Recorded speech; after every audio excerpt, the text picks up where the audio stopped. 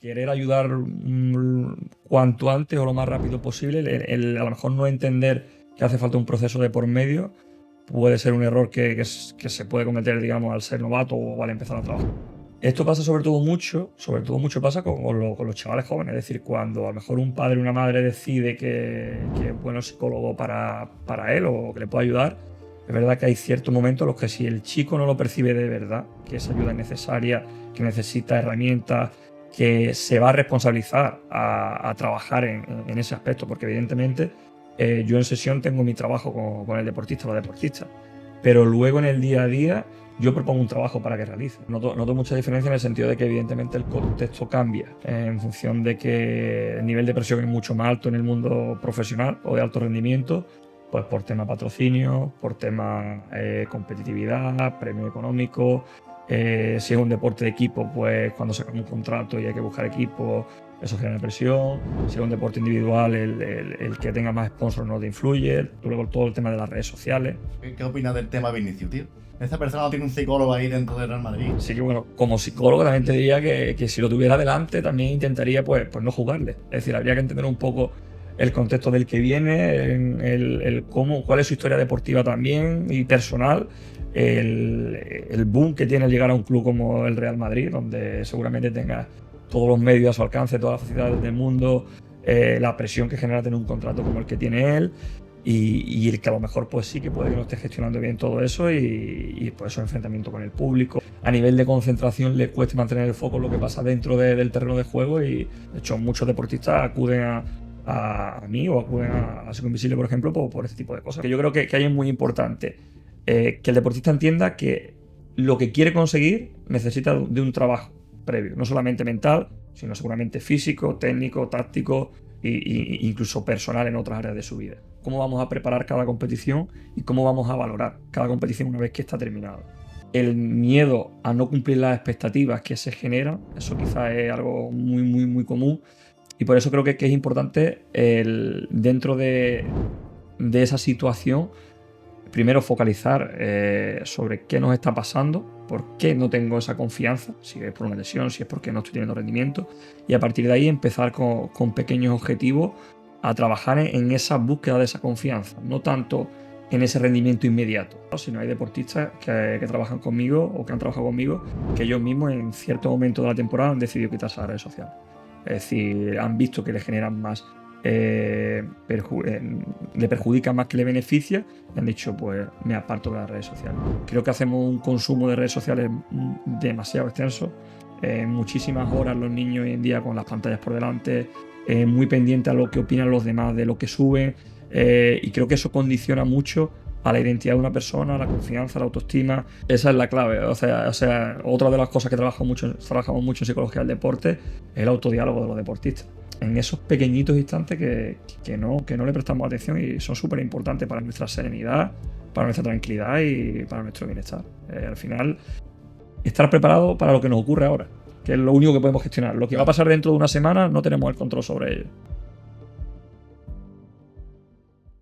Pues nada, Miguelito, estamos aquí hoy en un nuevo episodio de Quillo, Hablamos el podcast de un madrileño y un gaditano. Hoy tenemos con nosotros a un invitado linense, Guillermo Rueda, bienvenido. Muchas gracias. Psicólogo deportivo y bueno, actualmente pues trabaja con un club de baloncesto, también trabaja online y nos va a contar cosillas muy guay. Yo tengo muchas ganas de este. Yo también, es un tema que me gusta muchísimo y todo lo que se vincula con el deporte, para adelante.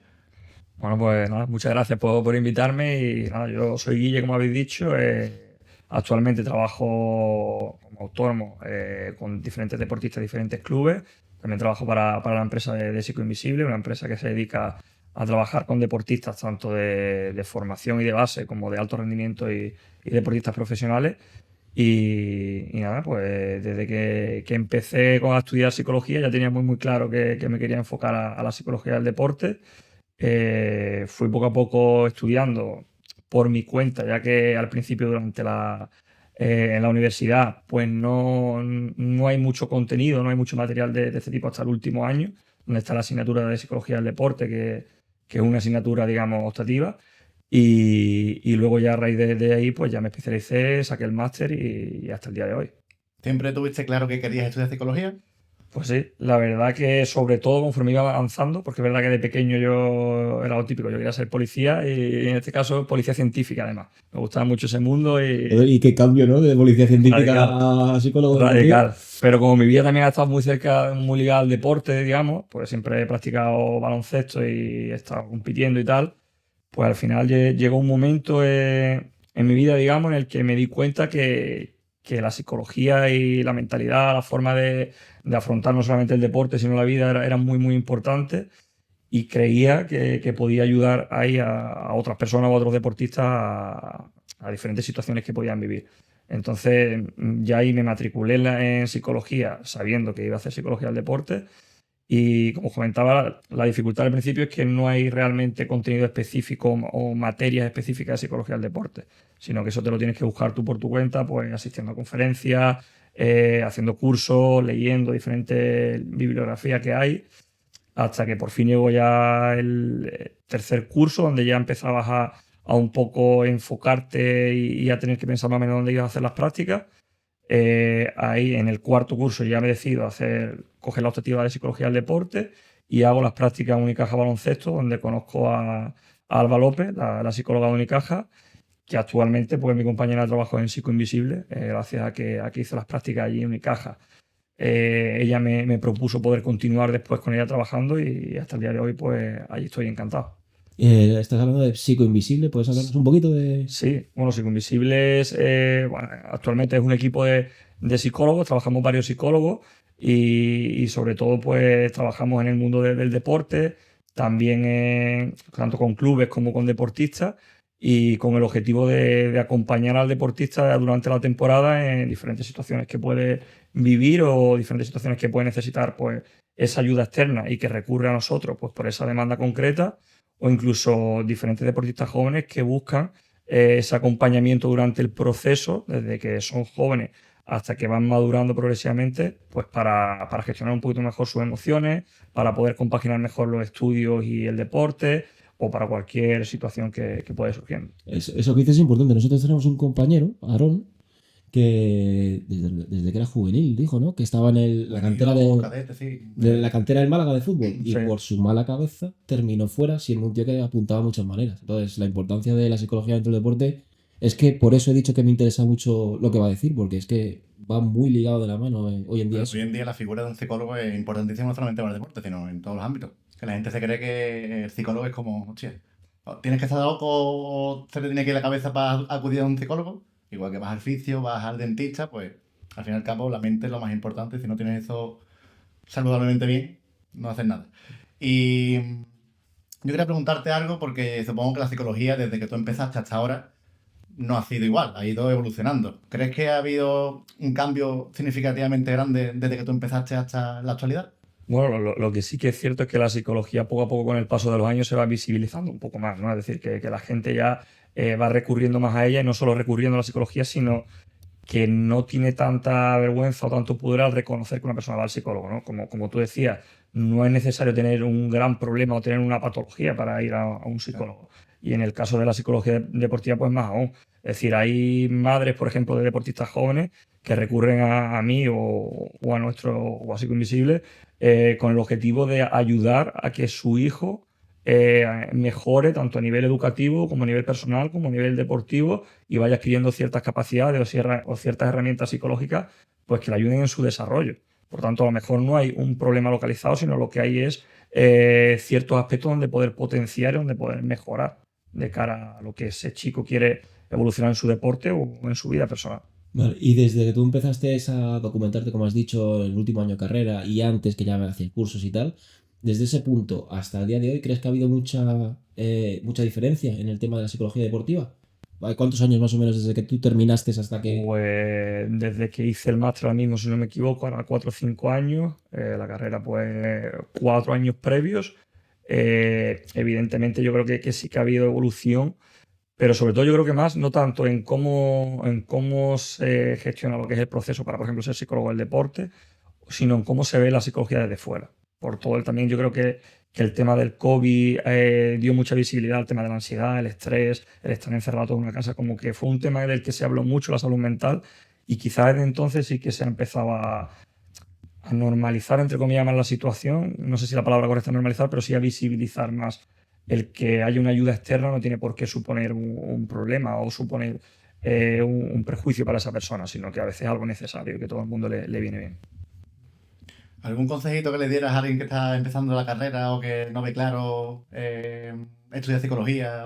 Pues sobre todo yo el consejo que doy creo que no puede ser ni técnico ni centrado en algo más allá, sino sobre todo que le ponga pasión, que le ponga interés, que le ponga ganas, que realmente haga lo que sienta, ¿no? Muchas veces yo creo que está esta típica frase de tú estudias aquello de lo que le vayas a sacar beneficio de verdad o con lo que vayas a ganar dinero o tal. Yo creo que eso tiene que ser un poco relativo y uno tiene que estudiar realmente algo que le vaya a llenar porque se supone que es algo que va a hacer durante toda su vida y le tiene que sacar ese rendimiento y demás. Yo siempre digo, por ejemplo, que yo mi trabajo casi no lo considero trabajo porque realmente lo disfruto. Es decir, cuando veo avances en un deportista, cuando ayuda a una demanda concreta o conforme va creciendo, por ejemplo, chicos de 16, 17 años, 14 años con los que empiezo y veo cómo van evolucionando, pues para mí me llena mucho de satisfacción y lo disfruto muchísimo, más allá de que es mi trabajo, evidentemente. ¿Y qué habilidades debería tener un psicólogo o un buen psicólogo deportivo? Bueno, sobre todo yo creo que la empatía, capacidad de poder percibir cómo se siente la persona que tienes delante y para poder ayudarle, capacidad de escucha activa, saber escuchar es fundamental y sobre todo no juzgar a lo que tienes enfrente, no juzgar a la persona que tienes enfrente.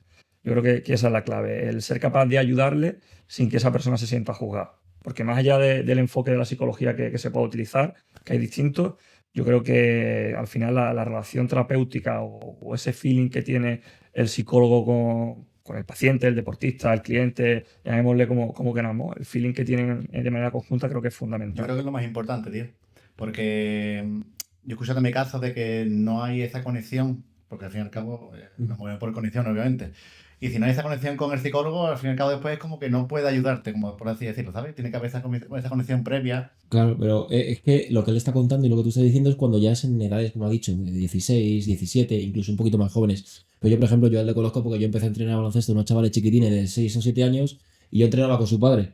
Entonces, yo recuerdo que su padre, sin ser psicólogo, era un psicólogo que flipas. O sea, que flipas. Cogía a los chavales y decía, venga, chavales, la importancia del vamos a disfrutar, esto es un juego, jugamos todo, esto no es ni mejores ni peores, que vamos a pasárnoslo bien, vamos a echar un buen rato. O sea, que muchas veces desde temprana edad deberemos empezar a... Eso es. Yo creo que es fundamental sobre todo eso, el tener en cuenta, en este caso, pues los entrenadores, la gente que está con los chicos, profesores, gente que está con gente joven, relacionada al mundo del deporte, el entender que en esos momentos de juventud la clave es que los chavales disfruten y amen lo que hacen y se sientan parte del grupo, se sientan integrados, vayan adquiriendo una serie de valores que van a ser fundamentales a lo largo de su vida. Y eso es otra de las cosas que trabajamos desde la psicología del deporte. Cuando nos vienen padres o madres para empezar a trabajar con sus jóvenes, al final intentamos que perciban la importancia del deporte más allá del resultado en cuanto a los valores que adquieren. Y que los padres también sean conscientes de eso, porque muchas veces el padre inconscientemente quiere que su hijo gane, quiere que le vaya muy bien, y la forma a lo mejor de enfocar ese camino muchas veces no es la más correcta para que el niño lo perciba de manera positiva. Esto yo creo que es un tema delicado, pero que es un tema importante que se ve en muchos deportes, pues, por ejemplo, en el fútbol en las gradas o en otro tipo de deporte, no tiene por qué ser el fútbol, ¿no? Pero el cómo esos padres también canalicen su energía de cara a que el niño haga deporte y la motivación que le lleva al niño a hacer deporte, yo creo que eso es fundamental. Bueno, yo creo que también es un espejo el hecho de los referentes paternos, ¿no? Porque muchas veces ha pasado en campo de fútbol, ¿no? Que al fin y al cabo está el niño jugando y está el padre atrás, escucha esto, lo otro. Y eso al fin y al cabo es una presión que te saca el partido, ¿no? Y son niños, es más complicado a esas edades. Y un día típico en tu día a día, un día semanal de tu trabajo, ¿qué sueles hacer? Pues yo me levanto más o menos temprano, pues sobre las 7:30, 8 más o menos. Me pego una ducha, que me gusta por la mañana relajarme, pegarme mi ducha para entrar activo, digamos, al día. Desayuno, me tomo un café o ahora me estoy tomando una infusión, sobre todo, no sé, he dejado un poquito aparcado el café. Azúcar, cariño. Pues mira, el café sin nada, me lo tomo sin nada. Café con leche, pero sin nada. Pero es verdad que últimamente estoy tomando más infusión. Desayuno tranquilamente y luego pues sobre las 9 suelo tener 9:30 suelo tener la primera sesión y luego pues hasta la 1 más o menos que acabo las sesiones, intento hacer algo de deporte antes de comer, o bien gimnasio, o bien voy a correr un poco, vuelvo, me suelo duchar por segunda vez normalmente. Yo limpio, ¿eh? Curioso, ¿eh? Sí, sí, pero porque la ducha de por la mañana yo no suelo perdonarla, entonces después llega la segunda ducha y ya luego comer, a las 4:30 vuelvo a sesiones, más o menos hasta las 7 de la tarde, 7:30. Y luego, como también estoy aquí en el club de baloncesto de la línea, pues normalmente a partir de las 7:30, 8 menos cuarto voy para el pabellón y allí tenemos entrenamiento hasta las 10 de la noche, 10:15. Pero ahí eres como entrenador de baloncesto. Bueno, ahí entreno ahí como entrenador, estoy con el senior provincial, llevo como primer entrenador y luego en el primer equipo estoy como entrenador ayudante y bueno, también hago un poco de psicología. Aprovechamos que al final que me dedico a esto, pues para cuando es necesario hacer alguna intervención a modo grupal con los chicos y si no, bueno, al final pues de manera individual, dependiendo del momento en el que estén cada uno, pues intentamos ayudarle siempre que es necesario. ¿Y prefieres más las sesiones online o te gusta más el trato con la persona? Bueno, Supongo que... realmente me gusta mucho el trato, digamos, cara a cara, me gusta el trato personal. Creo que de ahí se pueden sacar muchas cosas interesantes, pero creo que es igual de efectivo también el trabajo online. Creo que se ha abierto un mundo ahí de posibilidades con el mundo online y a mí, por ejemplo, pues me permite trabajar con deportistas que tengo en Estados Unidos o que tengo en el norte de España o en las islas de Mallorca, por ejemplo. Incluso como trabajo también con deportistas profesionales y van viajando por todo el mundo, el que sea online me permite tener mayor conexión con ellos. Si tengo un deportista que está de torneo en Cancún, pues en algún rato que tiene un tiempo libre en el hotel, pues agendamos sesión para ese momento y gracias al ordenador podemos tener sesión. ¿Y qué errores son los que piensas tú que se cometen más fácilmente cuando empiezas en esto de la psicología deportiva? Bueno, como profesional, no sé si errores como tal, porque no sé, evidentemente siempre se puede mejorar, pero sí que a lo mejor el querer ayudar cuanto antes o lo más rápido posible, a lo mejor no entender que hace falta un proceso de por medio, puede ser un error que se puede cometer, digamos, al ser novato o al empezar a trabajar, ¿no? El tener una gran responsabilidad sobre querer ayudar a esa persona a que solucione cierto problema, cierta dificultad. ¿Y tú has tenido algún caso, por ejemplo, en el que hayan pedido tu ayuda, incluso te estén pagando porque les ayudes y no se dejan ayudar? Esto pasa sobre todo mucho pasa con los chavales jóvenes, es decir, cuando a lo mejor un padre o una madre decide que es bueno psicólogo para él o que le puede ayudar, es verdad que hay ciertos momentos en los que si el chico no lo percibe de verdad, que esa ayuda es necesaria, que necesita herramientas, que se va a responsabilizar a trabajar en ese aspecto, porque evidentemente yo en sesión tengo mi trabajo con el deportista o la deportista, pero luego en el día a día, entre una sesión y la siguiente, yo propongo un trabajo para que realice. Es decir, esos mecanismos se tienen que dar luego en la Sí, práctica. pero por mucho que ese deportista no quiera, al fin y al cabo, tú puedes poner todos los medios Totalmente. necesarios, pero si esa persona no es capaz de Totalmente. pensar y dar el paso, por mucho que tú hagas, no va a ningún Totalmente. lado. Entonces, mi trabajo en ese sentido es intentar convencerle y responsabilizarle de que es un trabajo que va conjunto, tanto por su parte como por la mía, y de que tenemos que ir en la misma dirección y que tiene toda mi ayuda, mi apoyo, pero que puede haber algún caso en el que esa persona no adquiera esa responsabilidad y ese compromiso y a lo mejor el proceso sea mucho más complicado. Aunque normalmente sí que no suele haber ningún problema, pero se puede dar esa situación. Y has dicho que trabajas también con deportistas de alto rendimiento, ¿no? Sí. Profesionales. ¿Nota mucha diferencia a la hora de tratar con este tipo de personas en cuanto a personas que están compitiendo en alto rendimiento y otras personas que están en amateur y demás? Sí, noto mucha diferencia en el sentido de que evidentemente el contexto cambia en función de que el nivel de presión es mucho más alto en el mundo profesional o de alto rendimiento, pues por tema patrocinio, por tema competitividad, premio económico. Si es un deporte de equipo, pues cuando sacamos un contrato y hay que buscar equipo, eso genera presión. Si es un deporte individual, el que tenga más sponsors no te influye. Luego todo el tema de las redes sociales, que te exponen pues, públicamente y eso también genera cierta presión, cierta dificultad.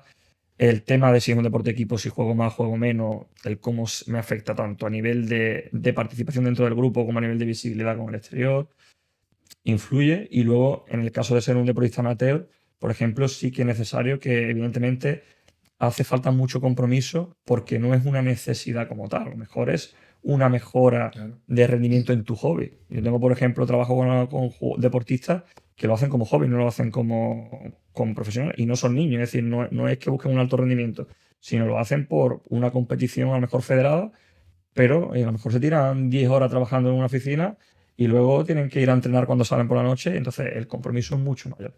Mucho mayor. Qué guay, tío. Estos temas molan, ¿eh? Joder, tío. No, yo estaba hablando y me estoy viendo reflejado porque yo competía en Liga de Verano con mis colegas eso, y la grada estaba llena, que era en mi pueblo, que había a lo mejor 200 personas, y yo entraba ya cansado al campo, tío. La presión Y yo, social. esa tío. presión y después me jugaba un partido, no había nadie en la grada y corría 2 horas sin parar. Y después salía 5 minutos, estaba ahogado que tenía que pedir el cambio. Totalmente. Y luego, en eso que comentas, por ejemplo, creo que es muy importante por eso el empatizar bien con cada uno de los deportistas que tienes delante, porque no es lo mismo trabajar con un profesional, que a lo mejor tiene un campo de fútbol lleno de gente, a con un chico de 12 o 14 años, que a lo mejor compite y en ese campo de fútbol a lo mejor no hay 3.000 personas, pero hay 200 y esas 200 también le generan la misma presión que le puede generar al profesional. O a una persona que trabaja, que tiene 35 años ya, que juega al pádel porque le gusta, pero que para él el tema de la competición es súper complicado, aunque no le vea a nadie. Pero el Yo tengo que competir gestionarlo cada uno, tío. efectivamente. Las emociones y todo eso. Eso. Y un tema que está a la orden del día, Guillo, ¿qué opinas del tema Vinicius, tío? Esa persona no tiene un psicólogo ahí dentro del Real Madrid. Totalmente. Que Totalmente. me pasa a mí, vale, pero ¿le pasa a esa persona? Es que tiene mucho delito eso, ¿eh? A ver, es complicado en el sentido también. Pero habla con objetividad, que sé que eres del Barça. Soy del Barça, pero más allá de eso, sí que, bueno, como psicólogo también te diría que si lo tuviera delante, también intentaría, pues no jugarle. Es decir, habría que entender un poco el contexto del que viene, cuál es su historia deportiva también y personal, el boom que tiene al llegar a un club como el Real Madrid, donde seguramente tenga todos los medios a su alcance, todas las facilidades del mundo, la presión que genera tener un contrato como el que tiene él. Y el que a lo mejor pues sí que puede que no esté gestionando bien todo eso y pues esos enfrentamientos con el público o la Pero yo creo que es declaración. una persona un deportista que es súper fácil sacarlo del partido, Guillo. Sí, ¿Sabes? sí, posiblemente a nivel de concentración le cueste mantener el foco en lo que pasa dentro del terreno de juego y pues sale mucho mentalmente. A veces está más pendiente a la grada y al exterior Sí. que realmente al partido. No sé. No sé si trabajará este tema con algún psicólogo o alguna psicóloga del deporte, no lo sé, pero evidentemente son cosas trabajables. De hecho, muchos deportistas acuden a mí o acuden a Psico Invisible, por ejemplo, por este tipo de cosas, ¿no? Para controlar la gestión emocional y para controlar también el tema de la atención y la concentración. ¿Y qué sería lo primero? Si tú te viene Vinicius y te dice, Guillermo, que quiero que me ayudes, ¿qué es lo primero que le dirías? Pues mira, yo normalmente mi primera sesión con cualquier deportista no me suelo centrar mucho en la demanda de por qué viene. De hecho, si no me lo cuenta, no se lo pregunto.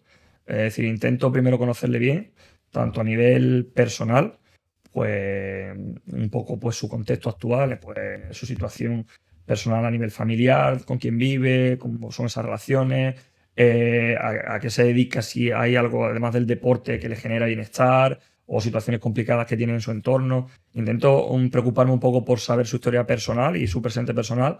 Luego, evidentemente, repasamos un poco su historia deportiva y pues qué puntos fuertes tiene él como deportista, qué cosas le genera confianza, qué dificultades ha tenido últimamente como deportista. Intentamos indagar un poco más ahí y tener claro los dos contextos, tanto el personal como el deportivo, porque eso es otro punto importante. No se nos puede olvidar que el deportista, más allá de lo que hace cada día en el entrenamiento o la competición, tiene muchos contextos que le rodean o desempeña diferentes roles, pues como padre o como hijo también de su padre, como amigo de alguien, como gente que tiene preocupaciones, que tiene problemas externos. Entonces, esos temas también son importantes conocerlos. Y a partir de ahí, una vez que tenemos la primera sesión y sabemos un poco la demanda, ya empezamos a establecer objetivos de trabajo y una línea de trabajo.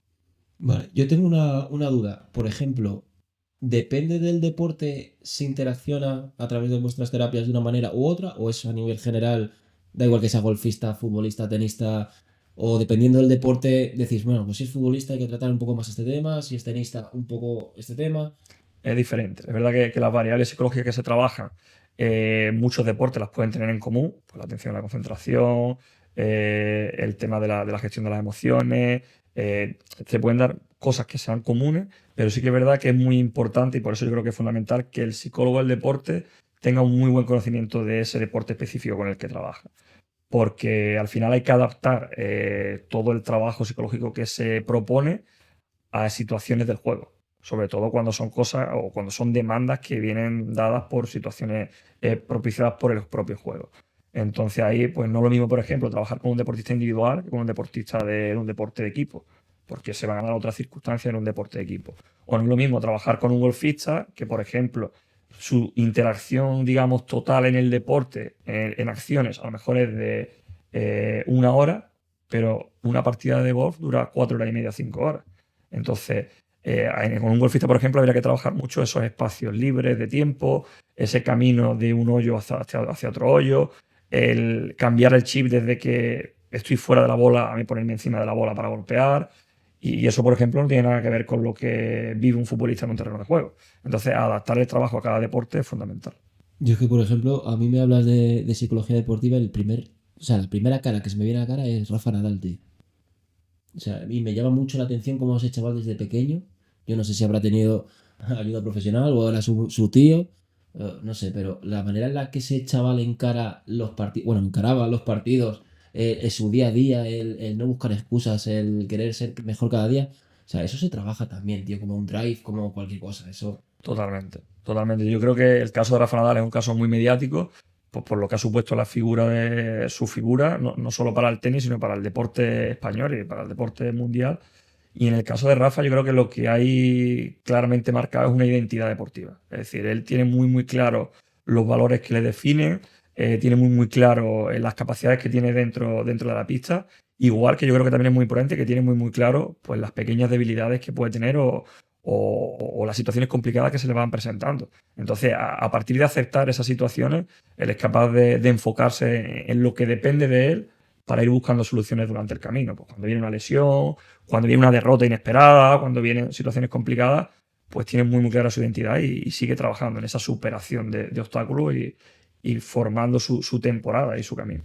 Pero esto también porque supongo que tiene un trabajo muy grande detrás. Totalmente. Porque Nadal se lesionaba muchísimo y también el hecho de levantarse después de cada lesión, de volver a hacer mejor. Volvió más fuerte, cabrón. Por eso os digo que mentalmente tiene que estar fuertísimo. Totalmente. Yo creo que ahí es importante, por un lado, tener una muy buena motivación, es decir, el saber qué es lo que te motiva cada día a trabajar duro, bien sea una motivación extrínseca, como puede ser pues, ganar X torneos, ganar X dinero, hacerlo porque esto me va a repercutir, digamos, una reputación, o bien sea por una motivación intrínseca, que yo creo que eso es algo fundamental, que es el deseo que tengo de ser mejor cada día, el deseo que tengo de disfrutar de mi deporte y de evolucionar. Entonces, por un lado, yo creo que es importante tener clara esa motivación y luego, por otro lado, es muy importante el ajustar el nivel de expectativa, el tener claro los objetivos que quiero proponer y el elaborar un plan de acción que me permita cada día pues ser un poquito mejor y disfrutar de lo que hago, porque al final yo creo que para estar tantos años a ese nivel también hay que disfrutar de lo que se hace, si no es complicado. Claro. ¿Y Guilla, has tenido alguna vez una situación extrema en tu trabajo que haya hecho replantearte realmente tu profesión diciendo, yo para qué carajo me he metido aquí de psicólogo?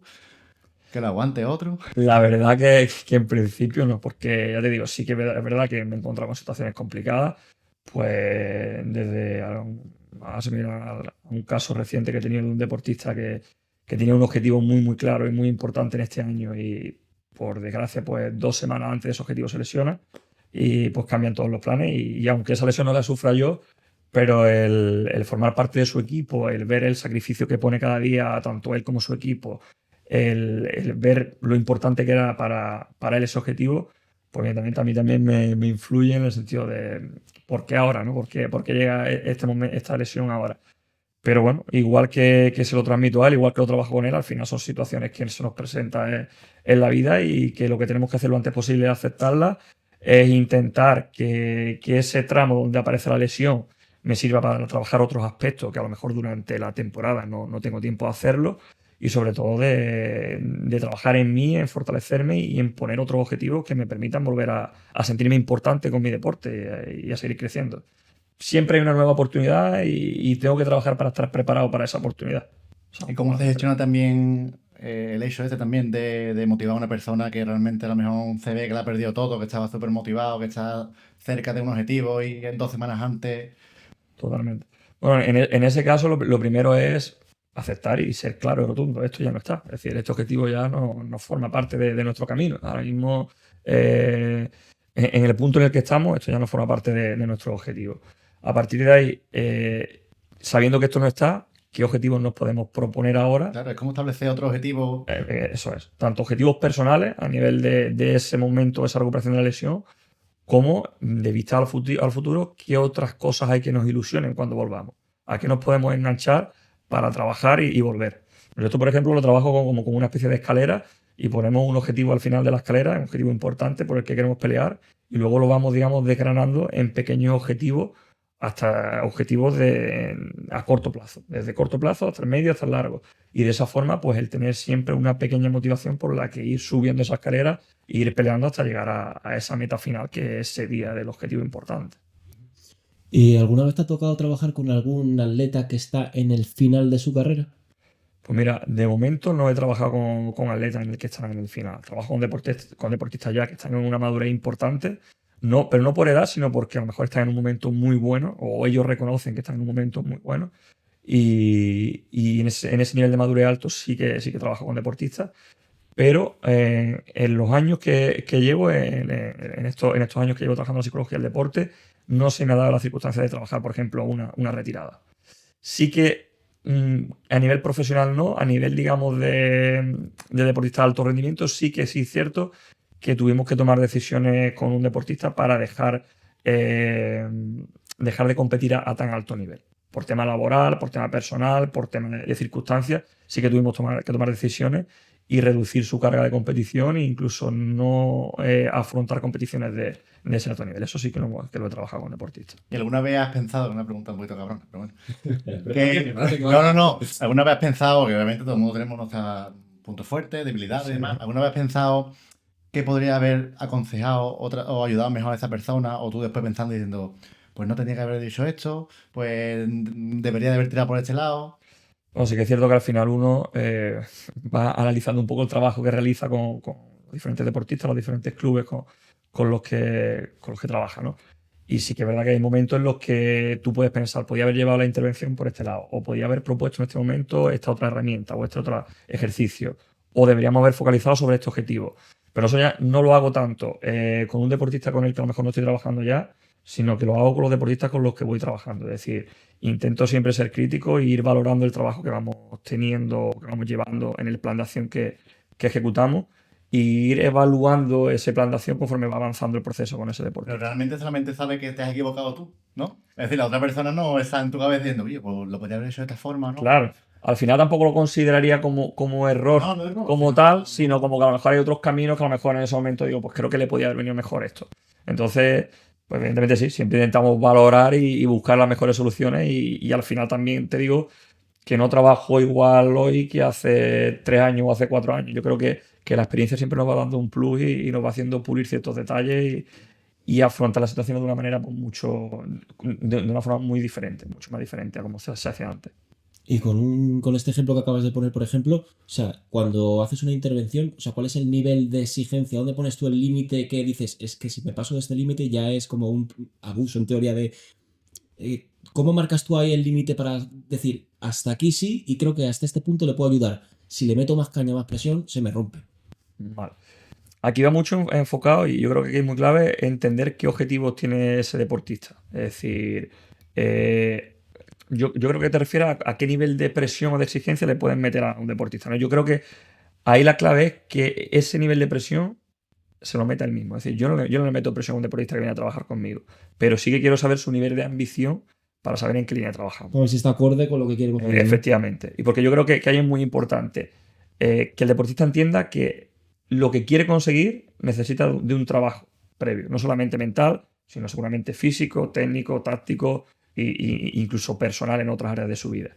Entonces, si tú quieres conseguir esto, estás dispuesto a trabajar todo esto para llegar hasta aquí, yo creo que eso es clave, porque al final eso es ajustar las expectativas a lo que realmente uno está dispuesto a dar. Y eso también es un trabajo que hacemos. Es decir, estoy en este nivel, si quiero más, a lo mejor tengo que cambiar ciertas cosas. Por ejemplo, hay deportistas con los que trabajo o con los que he trabajado que están en un nivel de su vida ahora mismo en el que ya son profesionales, pero tienen que dar un cambio radical para profesionalizarse un poco más, y eso implica invertir a nivel pues de economía, invertir a nivel de equipo de trabajo, invertir a nivel de desplazarse a otra ciudad.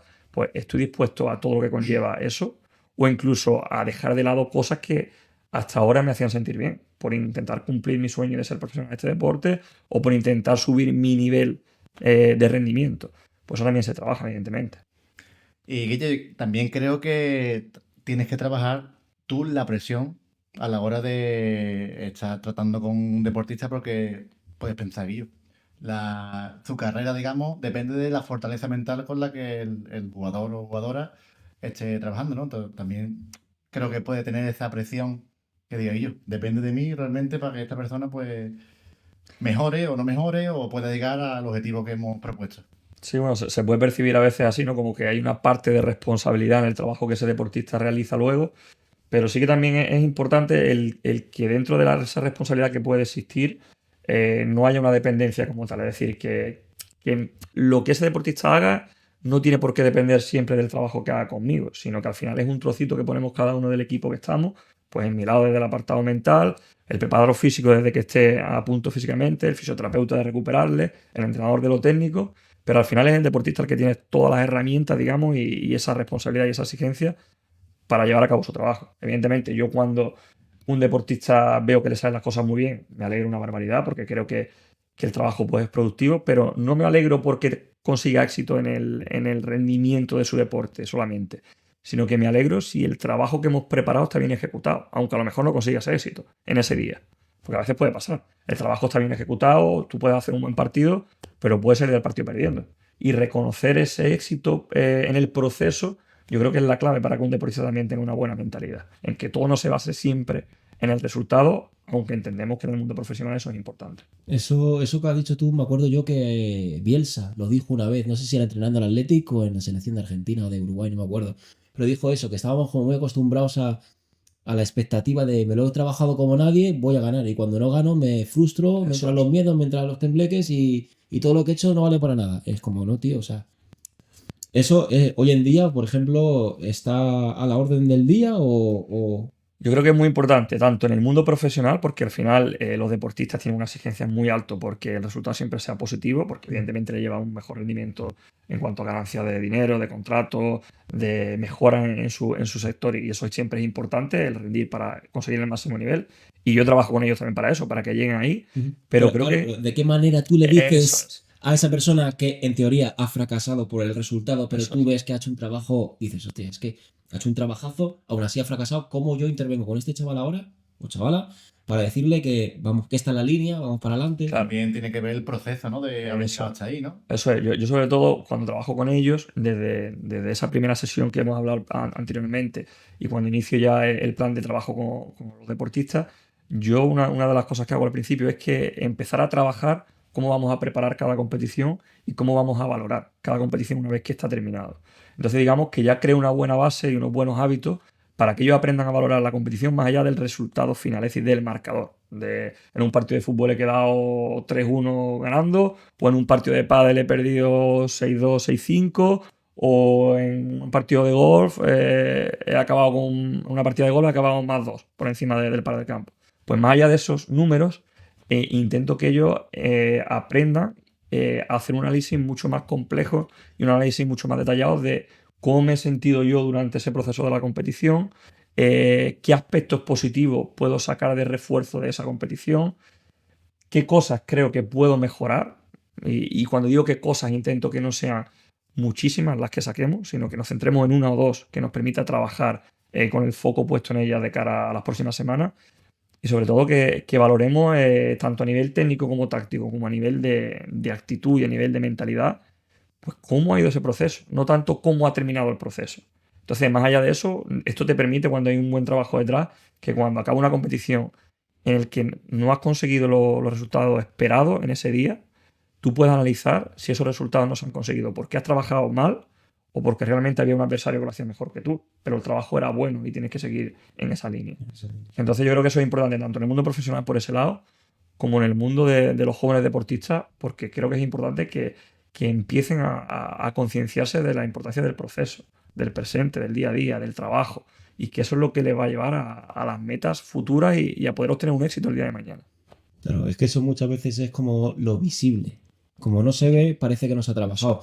Yo recuerdo un ejemplo que, bueno, a ti que te gusta el baloncesto y tal, de Stephen Curry que decían que, bueno, como ha sido el máximo anotador de triples de la historia de la NBA, uno de los máquinas de hoy en día, y decían que él, por lo visto, habían hecho el cálculo de todos los lanzamientos de triples que había tenido y tal, y que él había conseguido ser el número uno encestando triples con un 15% de acierto. Dice, de todo lo que ha lanzado, metiendo nada más que el 15%, dice es el número uno. Total. Al final muchas veces no es que todo nos salga muy bien, sino que lo que hagamos, el trabajo que hagamos, se sustente para que en algún momento de la temporada, cuando se presenten esas oportunidades de competición, pues las cosas puedan salir a la luz y eso te permita tener más probabilidad de conseguir éxito, que nunca es el 100%, porque siempre en deporte compites o contra alguien, o contra ti mismo, o contra un cronómetro, y eso es importante que el deportista lo tenga claro. ¿Qué cosas o qué aspectos dependen de ti que tú puedes trabajar y controlar y qué aspectos no dependen de ti que a lo mejor te pueden suponer una distracción más que una ayuda en enfocarte en ellos? Esto, centrarse en lo que tú puedes manejar y Eso, dejar de lado todo lo que es externo, ¿no? Para que... totalmente. Que eso al final en el día a día de un deportista, digamos, se resume a pues, tener unos buenos hábitos y unas buenas rutinas, el cuidarse tanto mentalmente como físicamente, el entender a nivel técnico qué es lo que tienes que trabajar para progresar en tu deporte, el tener buena capacidad a la hora de ponerte objetivos realistas y saber qué plan de acción tienes que llevar para conseguirlo y el ir controlando todas esas pequeñas cositas que sumadas una a otra son las que te dan las probabilidades reales de poder competir cada vez mejor.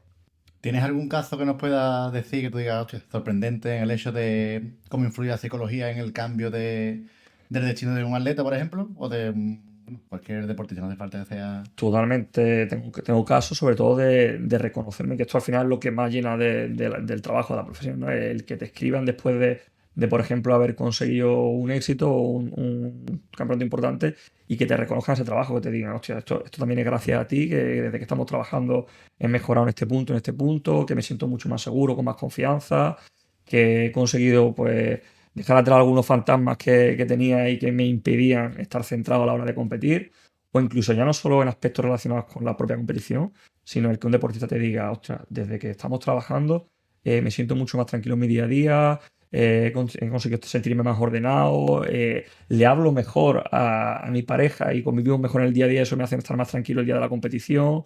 Es que al final son situaciones del día a día lo que también pueden influir en el rendimiento de un deportista. Al final, entrenar puede que entrene 2 o 3 horas al día, pero el resto de horas está interactuando con diferentes contextos y esa relación del deportista con esos contextos también es muy importante para poder rendir. Si tuvieras que decir el mayor cambio mental que tú has visto en un deportista, gracias a la psicología, Bueno, pues por ejemplo en momentos de recuperación de lesión, de que se presente una lesión en medio de una temporada en un momento complicado y que esa lesión pueda parecer que ya me va a perjudicar de cara a la vuelta en cuanto a rendimiento y que incluso ese deportista en los siguientes torneos rindiera mucho mejor que en la primera parte de la temporada, ¿no? Y que te lo agradezca y que reconozca que hay un trabajo mental detrás y evidentemente físico por parte de todo el equipo que ayudaba a que eso mejore.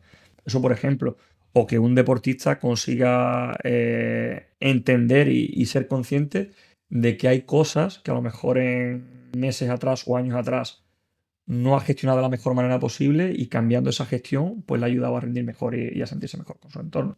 Pues esos cambios tan radicales que el deportista los reconozca sin que tú se lo digas prácticamente y que luego te lo agradezca, yo creo que eso se da valor a la importancia de la psicología en el mundo del deporte y en el día a día.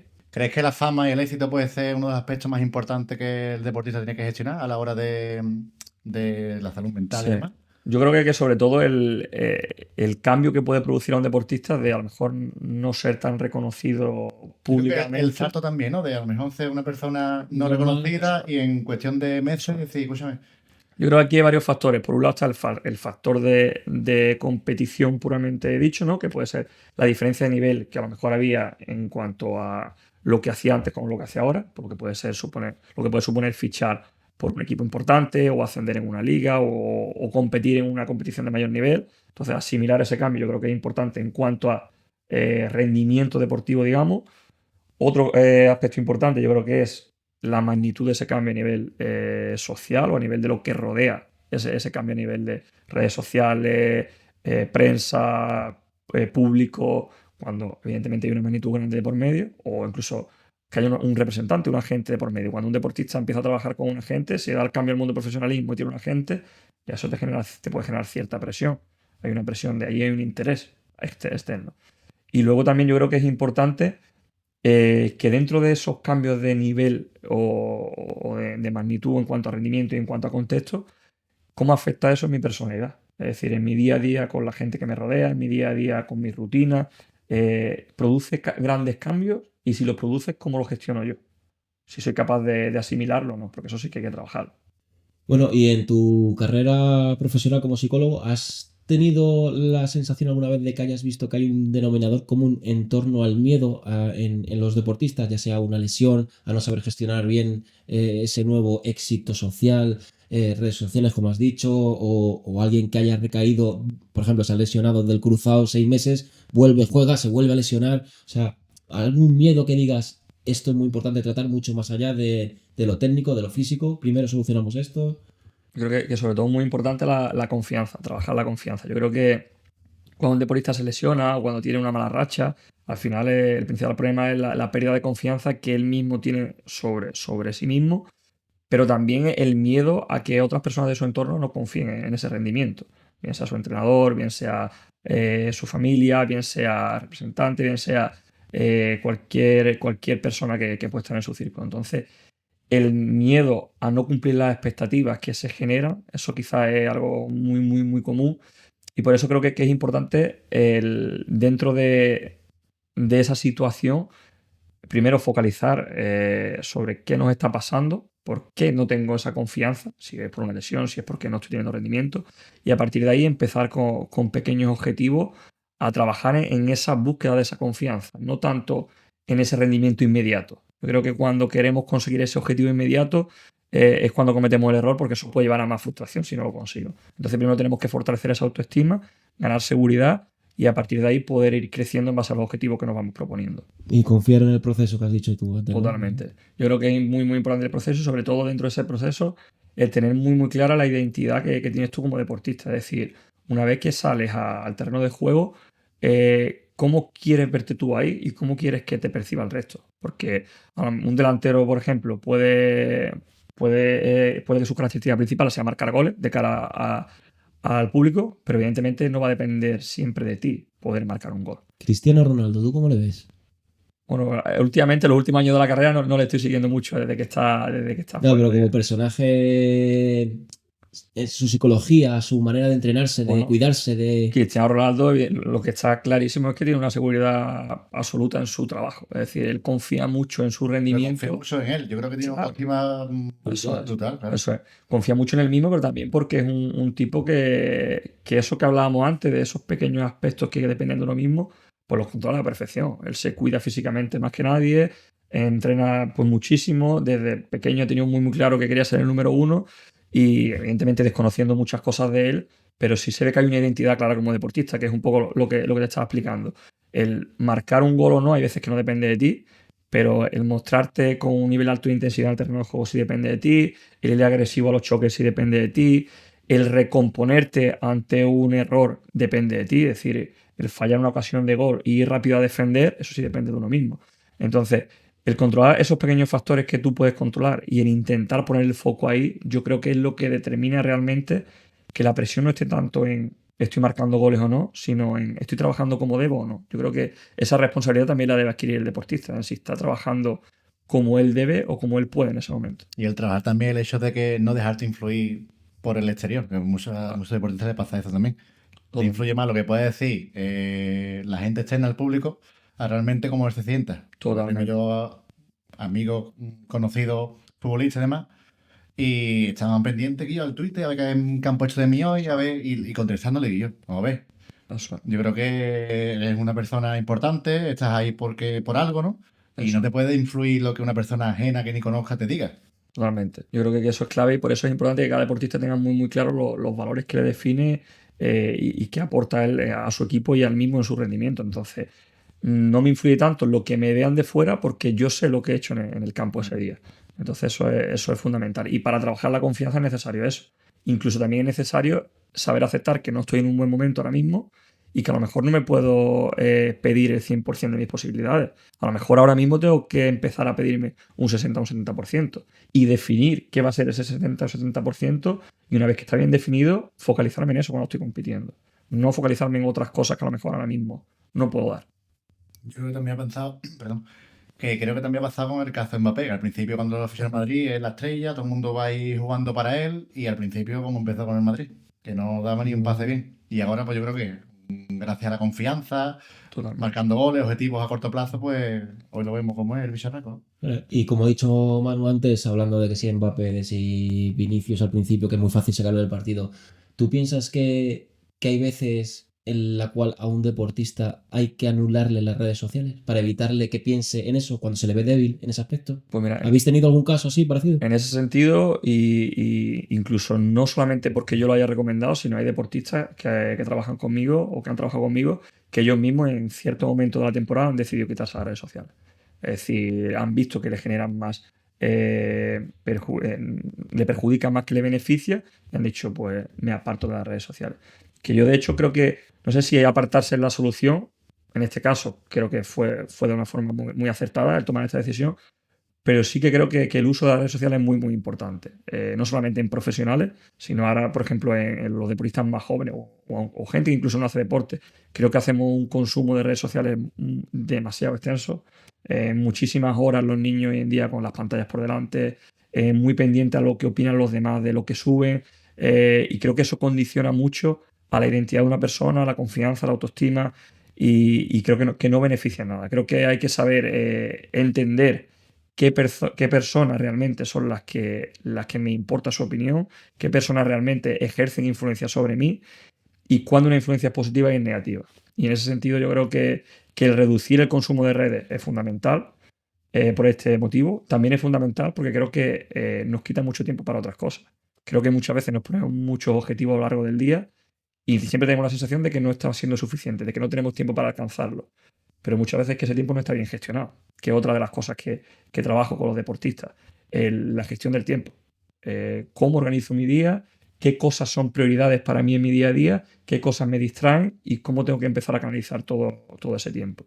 Yo creo que eso es fundamental. No puedo tener unos objetivos que después no soy capaz de representarlo en mi día a día en cuanto a trabajo y en cuanto a rutinas que me ayudan a conseguirlo. Entonces, un chico que tiene 14 o 15 años, que quiere dedicarse profesionalmente al pádel, por ejemplo, y que entrena 3 horas al día, pero además por la mañana tiene que ir a clase, si va a clase entrena 3 horas al día y el resto del tiempo está con el móvil, cuando, por ejemplo, estudia, para poder sacarse sus estudios y poder tener buenas notas y a lo mejor poder optar a una beca para irse al extranjero deportivamente y que le ayude a su progreso. O cuando se cuida a nivel mental de tener un ratito para poder leer y desconectar, para poder dar un paseo por la playa porque es algo que a él le beneficia y que le sienta bien, para poder pasar tiempo de calidad con su familia. Entonces creo que muchas veces el tema de las redes sociales mal utilizadas nos perjudican más que nos benefician, que evidentemente tiene muchísimos beneficios también, pero hay veces que nos perjudican. Yo, por ejemplo, personalmente recuerdo un momento, hará como 3 años, en los que estaba pasando yo por una situación complicada, mi padre estaba malo, estaba con cáncer, y recuerdo que no sé por qué medio yo me paranoié en mirar publicaciones de que si cáncer, que no sé qué, y hubo un momento en el que toda mi puñetera vida era mirar cosas así. Sí. Y me acuerdo que dije yo, Dios, hay que pararlo. Pero era lo típico, tienes aquí el móvil, lo miras, no sé qué. Eso Y es. dije, desconexión total. Me acuerdo que cerré el Instagram, cerré Facebook, o sea, dejé de hacer vídeos de bici, dejé de hacer todo y lo dejé durante casi un mes hasta que yo dije, ahora puedo estar, ahora... Y justo en ese periodo de qué tal, lo típico, pones la televisión en lo que estás comiendo, cualquier cosa, y sale el caso de Héctor Bellerín, el que era futbolista del Betis y era del Barcelona, que salió diciendo eso, tío, que dice, yo me lesiono de gravedad con el Arsenal, me parto la rodilla. Dice, la recuperación yo cojo y digo, esto es una tontería, pum, me quito las redes sociales. Dice, yo tenía nada más que un teléfono antiguo de estos de normal y corriente, de meter del Vic, como digo yo. Dice, y el que quería hablar conmigo me llamaba, hablábamos perfecto. Dice, y eso fue la mejor etapa de mi vida. Dice, me recuperé bien, me recuperé consciente. Que muchas veces es tener conciencia en lo que tienes que hacer. Centrarte realmente. Centrarte en cuáles, como dices tú, a lo mejor su psicólogo le diría, como has dicho tú, de vamos a ver el porcentaje de lo que tú quieres recuperar, enfocarte en eso, paso a paso. Y veo que muchas veces, sobre todo los jóvenes hoy en día, que como estábamos hablando el otro día también, que por lo visto era un motivo de ir a un psicólogo, ya no sea deportivo, un psicólogo normal, Sí. era la adicción en menores a redes sociales. Increíble, increíble. Pero es lo que tú dices, yo creo que cada uno tiene que tener claras las prioridades en su día a día, el tiempo que dedica a ellas, y ya no solo el tiempo y la inversión que hacen esas prioridades, sino cómo te benefician esas prioridades a ti. ¿Te están sentando bien cuando las realizas? No, porque al final estar un ratito con el móvil y tener redes sociales y tal no es negativo. Pero cuando el día a día te lo condiciona ese rato que estás con el móvil, eso ya sí que hay que gestionarlo. Es decir, cuánto tiempo paso al día o cuánta necesidad tengo de tener el móvil en las manos. Ya te estás creando una dependencia que te influye en otros ámbitos, en tu vida personal, en tu vida académica, en tu vida deportiva. Entonces, gestionar eso es fundamental. Es fundamental. En el caso que pone, por ejemplo, de Bellerín, seguramente el apartarse de las redes le ayudó a enfocarse mucho más como tú dices, ser más consciente de ese proceso de recuperación, el también ser más consciente de percibir cada avance que iba teniendo y valorarlo, porque muchas veces eso es algo que nos cuesta cuando hablábamos antes de ganar o perder. Es que a lo mejor no todo es ganar o perder, es valorar qué estoy consiguiendo durante el proceso hasta que llegue a esa derrota o esa victoria y sacar conclusiones que me ayuden a mejorar. Había un testimonio, no sé si lo recuerdas tú o si lo has escuchado, de Víctor Valdés cuando estaba jugando en Inglaterra y se partió la rodilla. O no, se la partió en Barcelona y se fue a recuperar a Alemania y que dice, y yo empecé a notar el tacto del dinero. Dice, yo no sabía que era algo así, venía a decir como de pagar tu billete de metro, de ser consciente que estoy pagando un billete de metro que me cuesta 1,5 € y me voy en mi tren y no me conoce nadie y voy ahí tranquilo. O sea, muchas cosas que damos por sentados, pero que... Totalmente. Perdemos la conciencia de lo que realmente estamos haciendo o de lo que realmente nos sienta bien. Yo, por ejemplo, una pregunta que me gusta hacer al principio de empezar a trabajar con cualquier deportista es qué cosas hace en su día a día, o no solamente qué hace en el presente, sino qué ha hecho en el pasado que le sienta bien, que le hace sentirse en paz, en calma. Y muchas veces impresiona el que te dicen varias cosas, pero que actualmente a lo mejor no la llevan a cabo, no lo realizan. La pregunta es ¿por qué? ¿Por qué si me sienta bien dedicar 15 minutos a leer cada día, no lo hago? Y a lo mejor te puedo decir, por falta de tiempo, ¿vale? Pero ¿cómo estás gestionando ese tiempo? Porque si no tienes 15 minutos para leer, pero tienes un uso medio de pantalla de móvil de 8 horas diarias, entonces a lo mejor no estamos trabajando en base a nuestras prioridades o en base a nuestro bienestar. Estamos trabajando en base a ese ritmo frenético de día a día. Esa dopamina en vena. Eso es. Es Entonces, como autorregalarte diariamente estas pequeñas cosas que al final pues lo valoren. totalmente. Yo intento con ellos, con los deportistas, el que entiendan que tenemos que tener al día un tiempo de autocuidado. Y ese tiempo de autocuidado es hacer algo que te beneficie. Hacer algo puede ser cocinar, si te relajas. ¿Y dependes puede de ser- ellos o se lo imponéis vosotros? O... No, evidentemente yo intento que dependa de ellos. Entonces que le hagan bien, ¿no? Como Eso que es. le guste y... Sí, pero el tiempo, a lo mejor una horita, No, le- a lo mejor pero a lo al mejor día. con 10 minutos le es suficiente. ¿sabes? Eso es, dependiendo de lo que sea, evidentemente también aquí entramos otra vez lo mismo, en ajustar metas realistas. Yo no le puedo proponer a una persona hacer algo durante 2 horas cuando no lo ha hecho en los últimos 2 años. Entonces a lo mejor tenemos que ir progresivamente, vamos a empezar 3 veces en semana y esas 3 veces lo hacemos 10 minutos diarios y vamos poco a poco subiendo esa frecuencia hasta que consideramos que tenemos una rutina saludable para él y que le ayuda a tener un buen bienestar. Y con respecto a esto, también lo hacemos así con trabajos de herramientas psicológicas que proponemos. Pues empezamos con poquito y vamos aumentando la frecuencia hasta que se consiga, hasta que se consolide como una herramienta más de su día a día. Pero eso también es falta de priorizarte a lo mejor, ¿no? Totalmente. Que tenemos la mente en cosas rutinarias que al fin y al cabo acaba el día y dices, "Oye, pues no he hecho esto, no me... Como te he dicho, voy a cocinarme algo, voy a leer un libro. Total. No perdemos tiempo en darnos ese capricho diario que es tan necesario que no... Total. Son cosas tan tontas que no Que le damos a cabo. pasamos por ahí. Al final eso es como se dice entrenamiento invisible, ¿no? El entrenamiento invisible es aquel entrenamiento que está fuera de la competición. ¿Qué cosas haces tú para mejorar cada día, para cuidar tu bienestar, que luego te ayude a competir? Pues en el caso del deporte propiamente dicho, pues puede ser el trabajo físico, el trabajo de recuperación, la alimentación, pero es que también es importante el descanso, las relaciones sociales, el tener rutinas de autocuidado con uno mismo, todo ese tipo de cosas suma y hacen que tu serenidad, que tu tranquilidad, que tu relación contigo mismo, que tu seguridad aumente y esto al final te va a beneficiar de cara a tu rendimiento deportivo seguro. Qué guay, tío.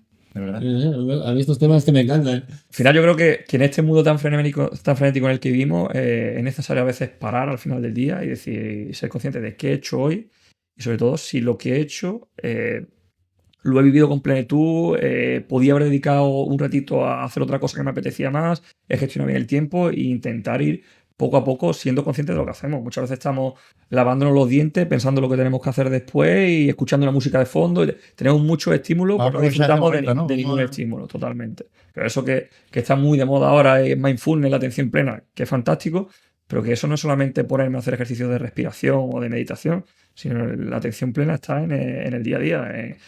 Si yo estoy aquí ahora mismo charlando con vosotros, en aprovechar esta charla al 100% y en no estar pensando en lo que tengo que hacer justo después o mañana, y al final eso me va a llevar a un nivel de estrés muy alto, que al final es lo que vemos cada día, tanto yo en sesión como con amigos que tengo, con gente que vivimos con un nivel de estrés súper alto por no pararnos, por no focalizarnos en lo que tenemos delante y por vivir en ese ritmo frenético que al final nos hace no estar bien con nosotros mismos. Mi psicólogo siempre me dice que funcionamos como teléfonos móviles. Es decir, que necesitamos tener al día cosas que nos recarguen esa energía que nos hace falta. Total. Porque al fin y al cabo es lo que tú has dicho. Nos Total. olvidamos de lo más indispensable que es en nosotros mismos. Esos momentos de autocuidado. Yo recuerdo, por ejemplo, hace tiempo una intervención que hice con un deportista que fíjate, él estaba muy agobiado por unos temas que no tenían nada que ver con el deporte, pero nada que ver. Había cambiado una situación en su vida, muchísimos cambios y eso le generaba muchísimo estrés. Y al final, en sesión, pues llegamos a la conclusión de lo que había sucedido es que había dejado de cuidar aquellas pequeñas cosas que le hacían sentir bien. Su tiempo en el gimnasio, su tiempo de paseo con su perro por la noche y su pareja y de conversación, diferentes cositas que el dejar eso de lado le había hecho pues estar en ese ritmo frenético de esos cambios que se habían producido en su vida y ya lo había tomado como algo normal y como se había olvidado de esos ratitos agradables, de ese tomar conciencia, de estar plenamente en el presente. Al final el cuidarse es necesario. Yo creo que al día, mínimo 20 minutos, yo estoy seguro que cada uno de nosotros podemos sacar un ratito para dedicarnos. Ya sea una ducha consciente de agua caliente y de estar relajado, ya sea ejercicio de respiración para trabajar la atención y para regularnos a nivel emocional, ya sea leer un capítulo de un libro, ya sea pasear por la playa y escuchar el sonido de las olas.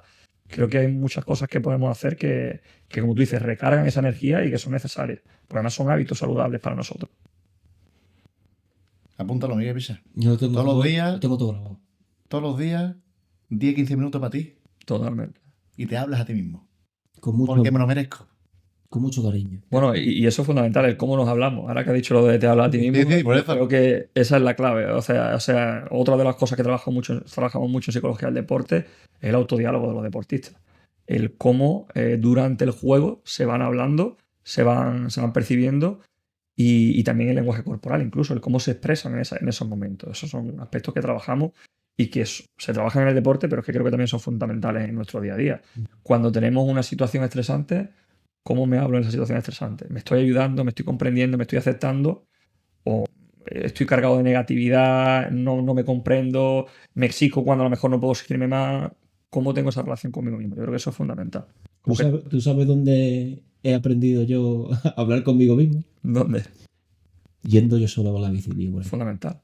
Al final, la soledad es básica porque la soledad hace que salgan a la luz muchísimos pensamientos que tenemos y aprendamos a reconducirlos. Primero, por un lado, identificar por qué estamos pensando tanto esto, por qué tengo esta preocupación en mi cabeza o por qué siento esto en este momento. Y a raíz de ahí, reconducirlo con un autodiálogo y entender lo que hemos hablado al principio, ¿no? Que la situación es así, tenemos que aceptarla y qué puedo hacer yo, cómo me puedo ayudar para intentar afrontarla de la mejor manera posible.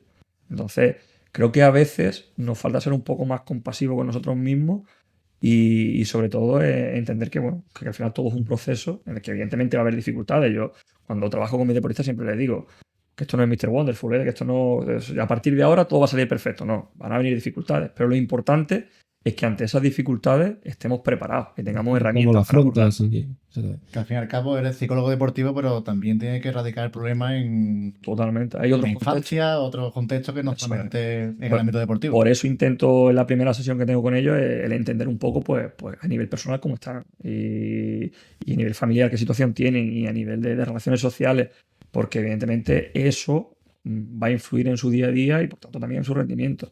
El poder entender por qué esa persona actúa de esa forma el poder entender qué rasgo de personalidad tiene más desarrollado ese deportista y el poder ayudarle a través de esa historia, porque cada historia es diferente. Claro, y para ti también es información para trabajar de una forma u otra con él. Totalmente, totalmente. Y como te decía al principio, yo creo que lo importante es que esa persona que tienes enfrente trabajando contigo no se sienta juzgada, sino que se sienta ayudada, que se sienta comprendida y que vea que hay alternativas para poder afrontar esa situación. Pero también hay que hacerle ver a este tipo de personas que no, como te he dicho antes, que no todo va a ser bonito, que habrá también excepciones o veces que se hará llorando, se hará cagándose en todo, Sí, pero al fin y al cabo yo- es parte del proceso. Yo, por ejemplo, lo que te estaba diciendo antes, ya yo me planteaba pequeñas metas, porque yo empecé a través de una lesión de rodilla con el tema de la bici, y para mí hacer 50 kilómetros era una puñetera odisea. Yo decía, Totalmente. tengo 50 kilómetros.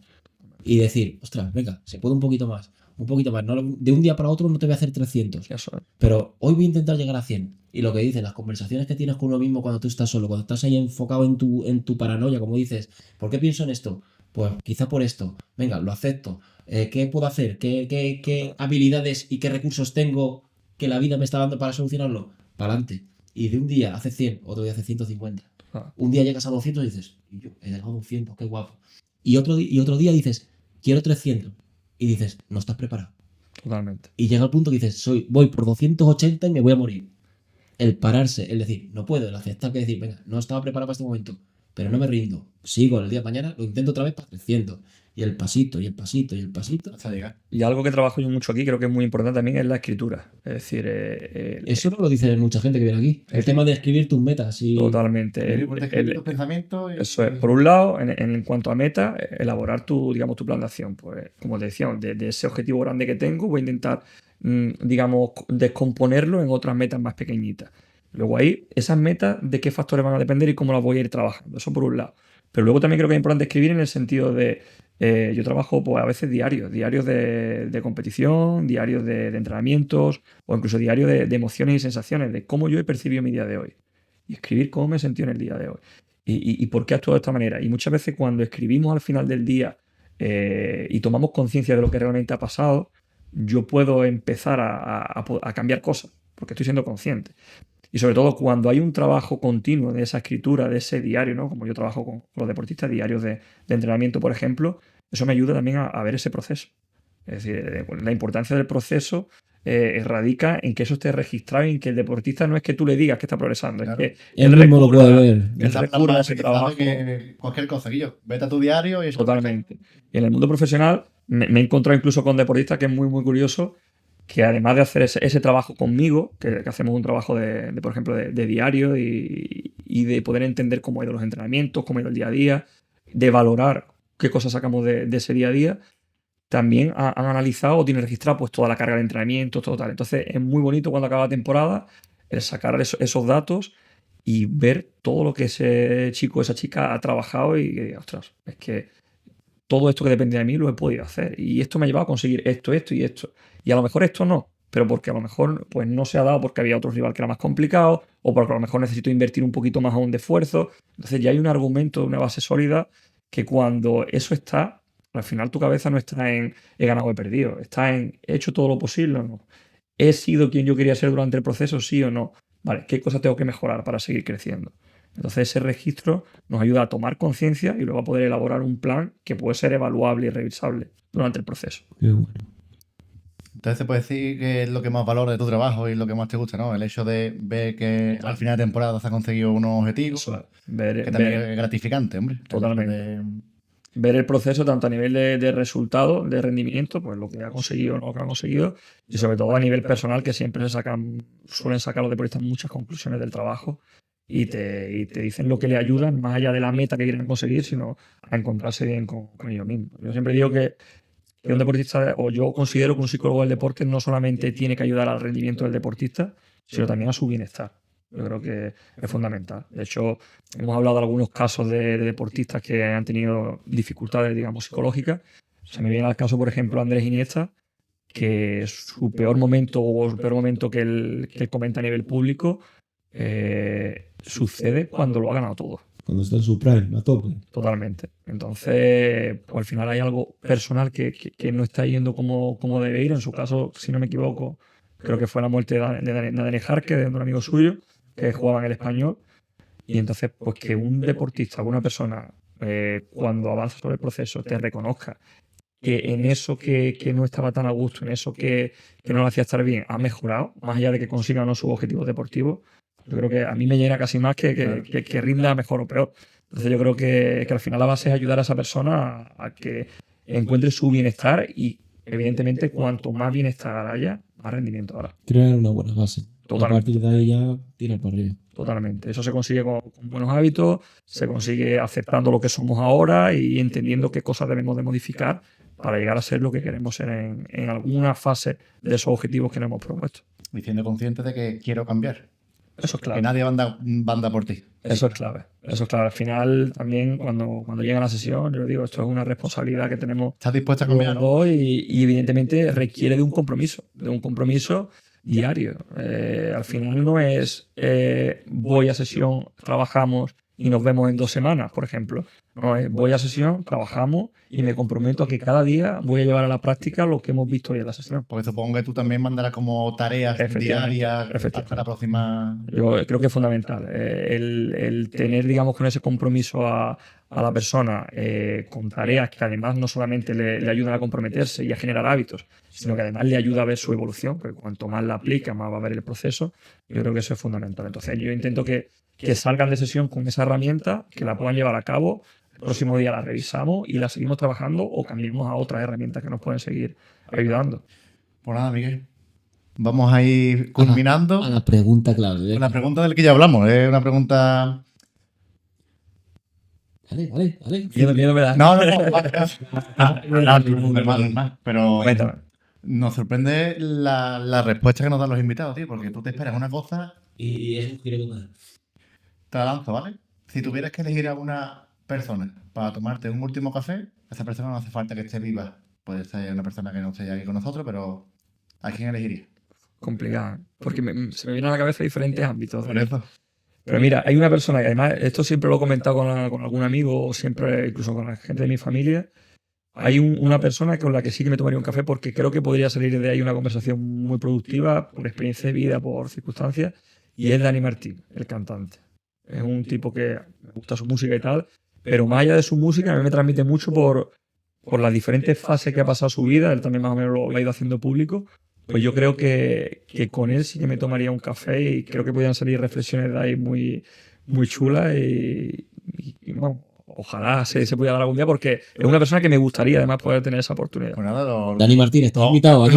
Pero también te digo, muchas veces con cualquier persona con la que te tomas un café, creo que puedes sacar cosas muy chulas y un ratito agradable y eso es otra de las cosas que a lo mejor podemos hacer mucho más de lo que hacemos, que es compartir tiempo de calidad con las personas que tenemos cerca, que como he dicho antes, que si redes sociales, responsabilidades, trabajo, al final vamos pasando de puntilla por cada día y no somos conscientes. Esto se está perdiendo ya. Totalmente. Tener una conversación que te aporte valor, Guillo.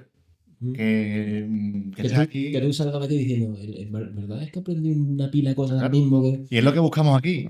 Que nos aporte gente que no conoce a nadie. Bueno, sí, tu familia te conocerá, no supongo. Un poco, el resto. Pero que gente que viene de llana, ¿sabes? Y que nos aporte, que la gente os escuche y diga, puedo coger esto de esta persona, esto de esto, y le ayude. Hace falta escucharnos más, yo creo, escucharnos a nosotros mismos y escuchar a la gente que tenemos a nuestro alrededor. A mí me duele mucho cuando entro en un supermercado, cuando entro en un metro, en un autobús, y veo que todo el mundo está con la cabeza agachada con el teléfono por delante, que ya ni se da los buenos días, ¿no? Y el tener una conversación, el poder apreciar las cosas que suceden a tu alrededor, que creo que es algo que se está perdiendo. Y El que te sonríe a alguien, tío. Totalmente. Que te mire.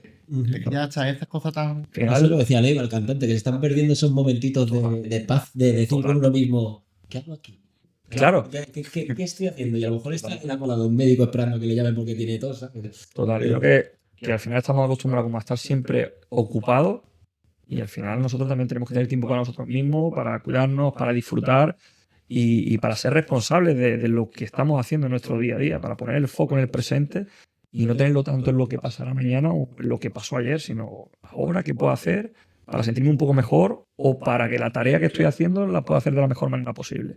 Y eso se pierde por la cantidad de estímulos a la que nos vemos bombardeados y a las que atendemos.